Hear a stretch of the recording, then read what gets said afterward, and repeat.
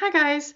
This week my character went back in time to search for love in my new novel, Walk a Mile. Here's an excerpt from chapter 1. When I walk through the door of my Aunt Margaret's house for the first time, I'm not sure what to expect. My whole life up until that point was centered around the California beach town where I grew up, so this gloomy place seems to fit the mood of how everything in my life has been turned upside down in the past 2 weeks.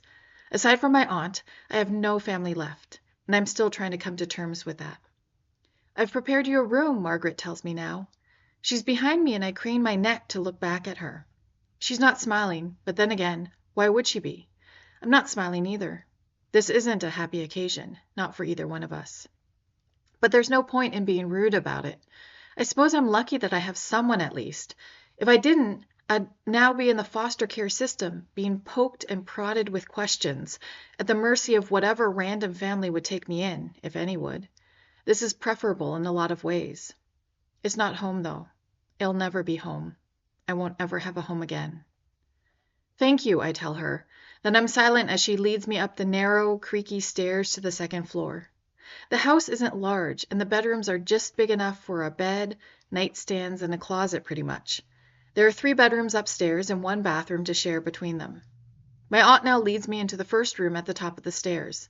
The bed is made with gray sheets and a gray comforter, and the colors are dull and muted against the white painted walls and light-colored wood of the furniture. Even the rug on the floor is alternating stripes of cream and beige. The whole place looks washed out like a photograph that's been overexposed. I almost expect her to ask my opinion of the room, but she doesn't, of course. She seems uninterested in my opinion about this move, and I suppose I'm uninterested in sharing it with her. "Your suitcases are in the trunk of the car," she reminds me now. "I've left it unlocked so you can bring them up here." My whole life packed up into a few containers. A sudden bout of nerves washes over me, and I reach up to my newest possession and wrap my fingers around it. A necklace, but instead of a pendant, it has 2 wedding rings. They feel warm at my touch, or perhaps the rings are just warm because they've been inside my t-shirt, nestled against my skin. "Thank you," I repeat, an echoing hollowness inside. She hesitates there, as if she wants to say more, but she ultimately stays quiet. With a brisk nod, she leaves the room. I waste no time going back downstairs to the garage, lugging up my 3 suitcases in 2 trips. This is all that's left of my former life, and I better get used to it. I don't know what's happening to the rest of the stuff that was in my old house, and I never asked through the days of finding out my parents and brother were killed in a car crash, and that my new legal guardian was an aunt I only met twice in my life. I just packed up what was essential and walked away from the rest. Perhaps it's because I can't hold value with things when the people I love most, my parents, are gone forever. I quietly close the door of the room behind me. I've piled the suitcases up in a corner. I'll get to them soon to unpack. But for now, I merely throw myself on the bed and bury my face into the pillow to stifle the sounds I'm making. Tears don't heal grief, and they don't bring anyone back from the dead either. I loved my parents with a love that was careless because I never thought about losing them. And though Alex was a total pain in the butt, he didn't deserve what happened to him either. Perhaps there's some small consolation in the thought that, wherever they are, all 3 of them are together. Unlike me, being stuck in this house with Margaret, a place where I very clearly don't belong. However, no one can sustain no-holds-barred crying for long before the tears retreat again. I feel empty and wrung out by the time the tears stop, almost like I'm floating in the air. There have been oodles of crying in the 2 weeks before now. My eyes didn't stop streaming once I found out the news. Not even at the funeral. This same thing happened when I was forced to show up at the church, wearing the ugly navy dress that my mom had picked out for me for my recent violin recital. I was crying so hard when I walked through the church door that I couldn't even talk, and my aunt found me a corner to hide in for the start of the event so I wouldn't have to greet people. I suppose there was some small kindness on her part. That, or she was embarrassed by how deeply I lost control. Either way, I was grateful for the small respite from facing my mom's and dad's coworkers, my brother's friends, and even the few friends and acquaintances that showed up supposedly to support me. But eventually I had no choice but to come out and face everyone there. I'm sure my cheeks were blotchy from crying, my eyes bloodshot, but I didn't really care. Not about how I looked.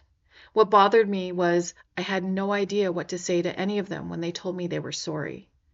I never realized before how inadequate that phrase was. I'm sorry. Not until last week, when people said it to me while the frozen photographs of my dead family stared at me from the dais, a stare that would never be returned by me. Now I flop over onto my back and look upwards. Above is a white drywall ceiling with darker beams bisecting it, something I've never seen before. It looks nice, almost like a cottage from Snow White, a little old-fashioned. I've got to make the best of this situation, and that means being on good behavior for the next 8 years, until I turn 18 and can make my own way in the world.